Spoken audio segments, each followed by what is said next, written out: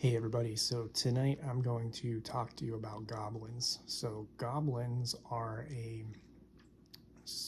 I guess you could call them a species or race maybe, of the Fae world. And they're kind of very much like some of our fiction stories, some of our supernatural stories. We have a lot of stories about them. Some people would relate them to Lord of the Rings, where they live underground and they're all kind of slimy and gross and disgusting and violent. Other people might relate them to Harry Potter, where, if I remember right, they're bankers of Gringotts in Harry Potter. And then you might go to like the Spiderwick Chronicles, and they have actually one of the truest portrayals of goblins that I've seen in that movie. And I haven't read those books, but in the movie they are very well done. And so we have these stories of goblins. They come from old tales to Irish Celtic lore. There are stories of all kinds of goblin. I don't want to call them adventures, but them usually mistreating humans in some way or humans angering them in some way. And there are all kinds of different types of goblins. There's one in Celtic lore that I can remember that is called a spriggan. That's a kind of a shapeshifter type of goblin, and they they often have so most people, because of the storytelling, would relate them to malicious types of personalities. I don't see them in that light. It's kind of what I talk about with other beings. There's good and bad in them. And it's just that goblins are more rambunctious, volatile types of beings, extremely emotional, and more towards the aggression end of things. But if you run into a goblin, there's nothing to be afraid of. They're pretty harmless for the most part. They're not very big. I've never run into one the size of like a Lord of the Rings goblin. The goblins I have all met have all been a foot tall or smaller. They are Spiderwick Chronicles, kick it like a football type of size. Um, so I'll tell you a few of the stories I've had with them, the run-ins I've had. The first time I actually saw them, I was driving through Elk. I believe it's called Elk State Forest in Pennsylvania. It's kind of in central Pennsylvania, deeper woods area. Not a lot of not a high population. And the towns you drive through really are old, rundown coal towns. Very few people still living there, and the people that are there, they're the towns aren't doing well, that type of thing. So we're driving through. I was with my ex at the time, and we're driving down this road that kind of cuts all the way through the center of PA, looking for elk, looking for different pull-offs and things. And she's pointing things out, I'm pointing things out. I look over, and we had found a park that we were driving by that had like a hiking trail. And I don't remember if we pulled into the park, because I don't remember the exact timing. There's a lot of stuff that happened on that trip. It's in one of my Faery, I think it's in the Faery Experiences book. There are a lot of stuff that happened on that trip, and the timing is kind of wonky when I try to think back on it. But I know we were driving past that park, and there was a tree there, and I looked over, and it was a pine tree. It was one of those pine trees that has the branches that are really low to the ground. So there's only like a couple feet maybe before the branches start. And I look over, and there are 20-30 goblins standing there. And I'm shocked because I've never seen them before. Now, at that time, I had seen a lot of Fae with my third eye, but never goblins, like more gnomey, pixie type beings, some other bigger stuff. And it was just more awareness, but it shocked me because of the one thing that I saw them doing. They were preparing for battle. They were in a dimensional space. They looked like goblins straight out of Spiderwick Chronicles. If you've ever seen that movie, if you haven't, Google it and Google the goblins that appear, and it looked straight out of that. And they had armor on. They were putting armor on, and they were wielding weapons. And I'm just looking over there, and you can feel the negative energy kind of around the tree, the anger, the frustration, and you can see them like fighting amongst each other, I guess. And we're driving by, and I'm just like, huh, yeah, did you see that type of thing? I don't remember if she saw it. She did end up experiencing a lot of things I experienced, but off the top of my head, I don't remember that. But it was my first encounter realizing goblins actually do exist, and that they are in a dimensional space close to ours where they can interact with nature, very much like Spiderwick shows. And so fast forward, and we're living in, I think at the time we went to Elk State Park, I was still living up by Lake Erie. I had a little place up there, a little 800 square foot house on a tiny piece of land up by the lake. And I had ET encounters up there. I had fairy encounters. I woke up in bed with a dead, rotting woman at one point. All kinds of crazy stuff that happened up there. So at the time, my third eye was really getting powerful and strong. My clairvoyance, all that type of stuff. But I had not yet seen goblins. I now relate that more to not being in the areas they exist in. I have learned that they exist more in the more purely natural places away from humans. Those are the only places I've seen beings that call themselves goblins. Even living back in this area that I grew up in, it's a country town, farm fields all around. And when I say country town, I mean less than, I think it's like 2,000 people or something. It's not very big, might be 3,000 people. But then around it, you have to drive 15-20 minutes to find the next populated town type of thing. Fields around, trees, all that. I still haven't run into a goblin that I know of out here. But when I moved from Lake Erie out to central Pennsylvania, we were in the Altoona area, and that's a small city, a small scale city is what I would call it.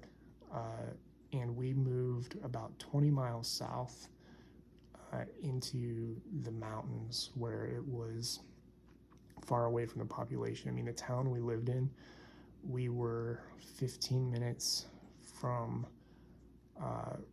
like the closest Walmart, and they didn't even build the Walmart in a town. They built it just off the highway in the middle of the mountains type of thing. You had to drive another 15 minutes to get to the populated areas. The town we lived in had one gas station, no fast food, one little pizza place, no McDonald's. That's how small it was. I mean, nothing would build there, just the one gas station. And so we're living in the country, and I'm doing my offerings, and I'm loving it because I'm in the mountains, which means there's all kinds of stuff around. And the more I can work with the land, the more I make offerings, the more I invite things, the more stuff I end up experiencing. I mean, I had ogres come. I watched I don't know what to call her, an elven witch, maybe, might be the best description, walk through the land one day. I had a rock gnome that would come up, and I'll get to him in a minute.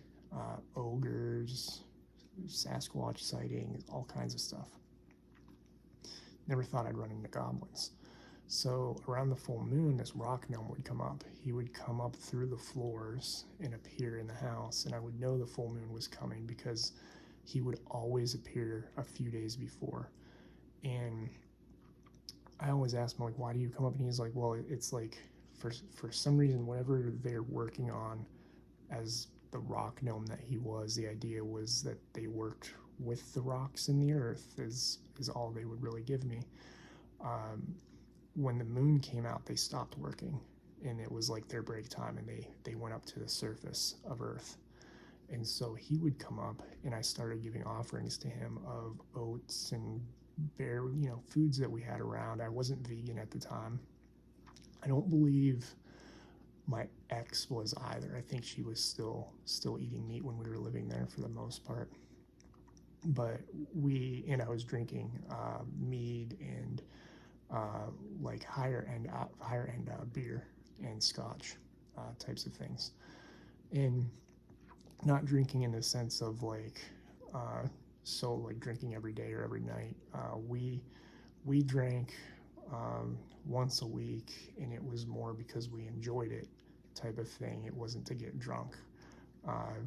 Never liked the feeling of getting drunk after like turning 25. It was avoided at all costs, which as you go on this vibrational journey, if you're drinking, you'll start to feel that change where it's like you get to a point where your body likes drinking, but you avoid the effects of it as much as possible, and then it gets to a point where you just can't do it at all.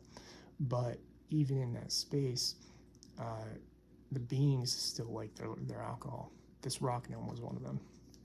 This rock gnome, I don't have a name for him. I never, I don't know if I even ever asked or gave him a name or anything.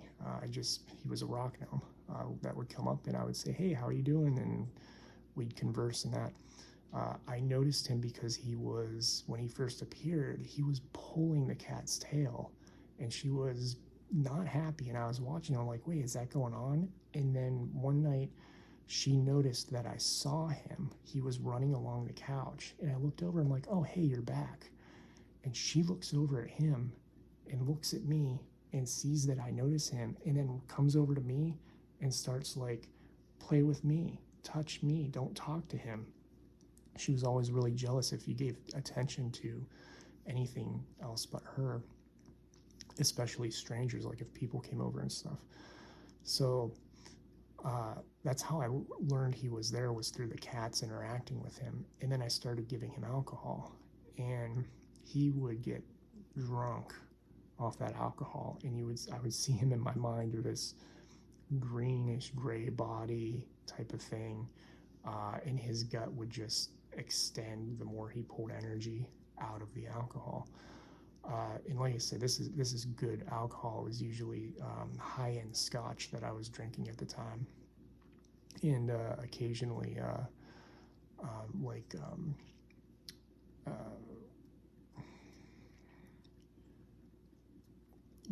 had wheat beers and stuff. I can't think of it. It's been so long since I've had one. I can't think of the brand names, but we had like really good wheat beers with orange.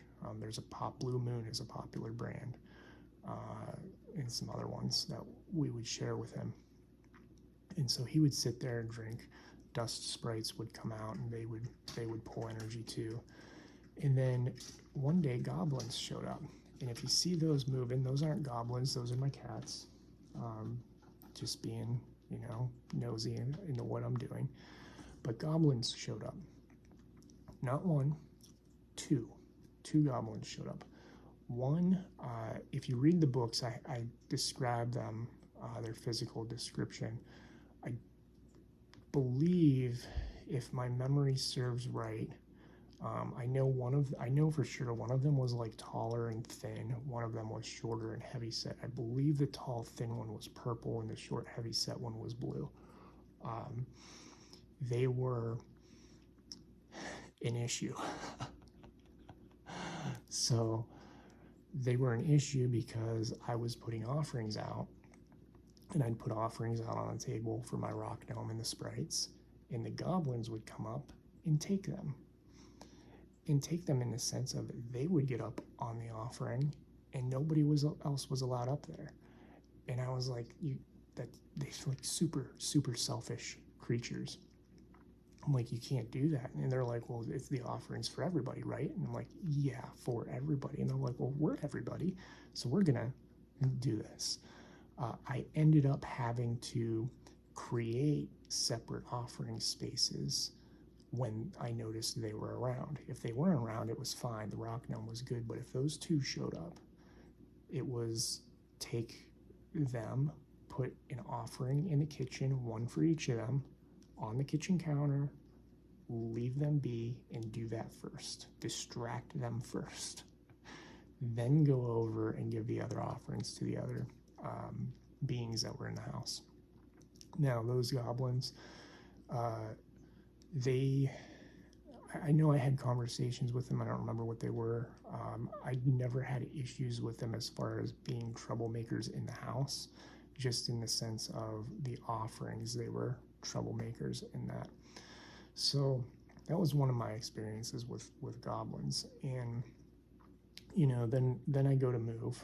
We spent about 5 years at that place. Then I moved to Lancaster, PA, which is closer to Philadelphia. I believe it's in 45 minutes to an hour outside of Philadelphia, right off the turnpike.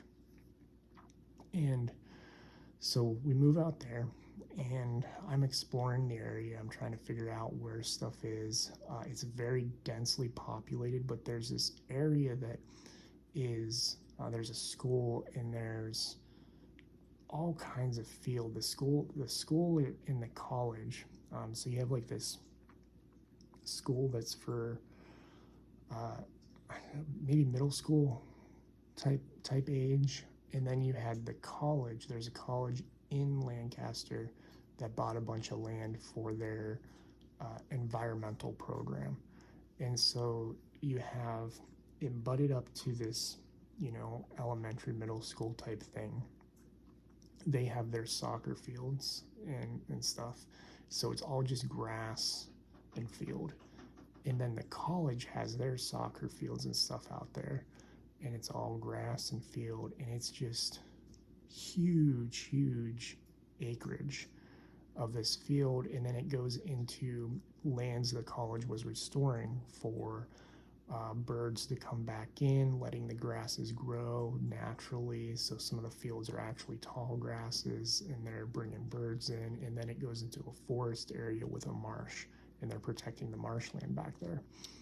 So I'm exploring this. I find this, and I keep going back, and I'm going like every day, and I'm walking these fields because it's a good place to get sunlight. I mean, when you have probably easily a half mile long of just plain field with nothing around, you just go for a walk and you get all the sun you need. And when you're in the city, as many of you know, it's not easy to just walk a sidewalk and get sunlight. You got shade issues and the trees down the streets and all this. So it was nice to be in an open place where you could do that. Now,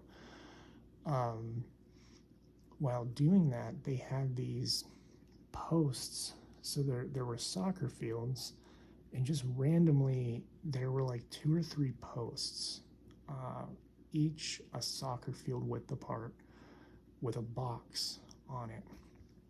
And I never understood. I'm like, why? It just looked like an electrical box, maybe for 1 or 2 plugs.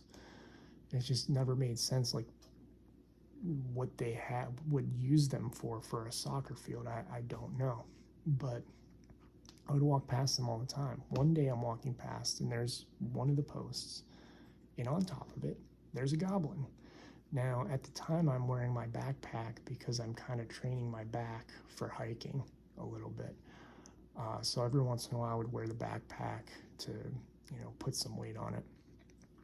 And the goblin's there, and I'm like, I'm 99% sure I can see a goblin there, and he's got his hands on this electrical box, and he's pulling energy out. Like you can see him like feeding off the energy kind of in the the electrical field of the box. And I'm just going, what the hell is going on, you know? So he sees me and he notices I can hear him and see him. And suddenly he's like, oh, how are you? What are you doing? What are you up to? And starts talking to me, real friendly, asks if he can come home with me. Now, if you invite something home, always know what you're getting into. I put restrictions into place, and I'm very clear about if you start something, I'm gonna get rid of you type of thing. So we have rules and regulations. Can hear Doug in the background, like, yeah, like your human parks with all their rules and regulations. But this is a safety issue of the energy coming in. And I looked at him, I'm like, yeah, you can come home, but you have to follow my rules. And I went through them, like, you know, you can't cause problems, you can't be messing with technology or be in a negative energy. You have to be good. I don't mind if your personality is a little, you know, rambunctious or whatever, but you have to be non-destructive type of thing. And get along with the cats. It's like you can play with the cats, but get along with them.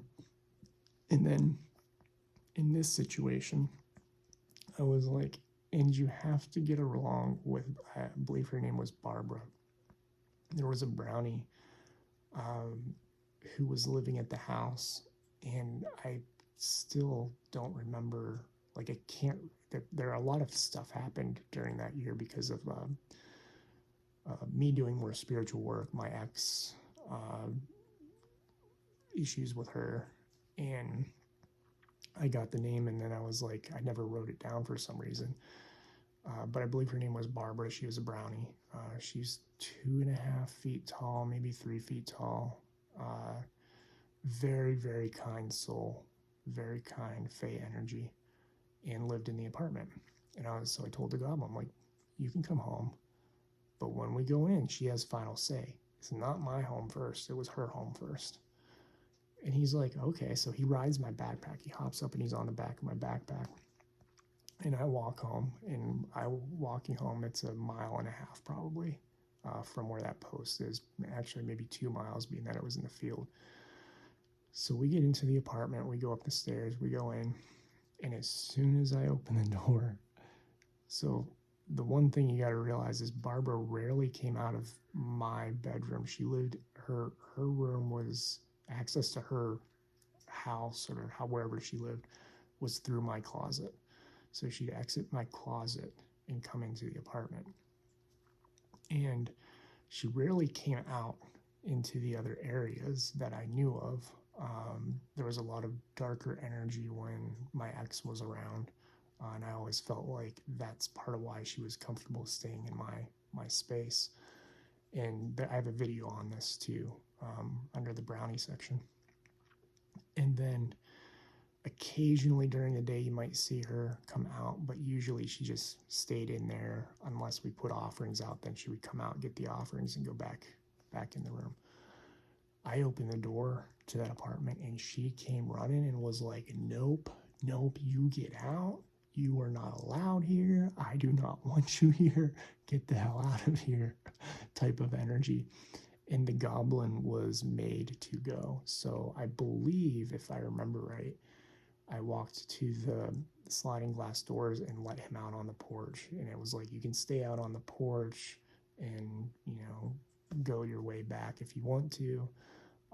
It's up to you, but you know, she was not having it. The brownie was like, absolutely not. I am not having a goblin running around my apartment building type of thing. So that was another experience. Now the next one was, oh shoot, what was it? That's what I was getting at. The car ride. The car ride to Lancaster. When I was moving, I had all kinds of stuff in my car and packed to the gills. It was, believe it was the last load. I was heading back, turned onto the turnpike to pay the tolls, rolled down my window, paid, went through the toll booth, tried to roll it back up. It wouldn't roll up. And I was like, what? It like wouldn't do anything. And like, what's going on? Like the window broke. I had no idea what was happening, and it was a new car. Well, new to me, used car, but new to me. Shouldn't have been having issues. And I was frustrated. I'm like, I don't know what to do. It's, it doesn't want to do what it's supposed to. So I'm driving down, and finally get to. I might have gone through another tool booth. I don't remember. The full story is in my Faery book, I believe. Yeah, I believe it's in there. But I get, farther down the road, and I hear something laughing. And I'm like, what the hell is going on? What is this? What's laughing? I can hear something laughing. And it comes up, and I just turn, and I see it just poof appear out of nowhere, basically, a little goblin. Here, because I was not paying attention, I had a goblin riding in the car, but because I was not paying attention to the energies in the car and the beings in the car that were coming with me, this goblin affected the electrical system of my door. And no joke, not like this is where it gets crazy.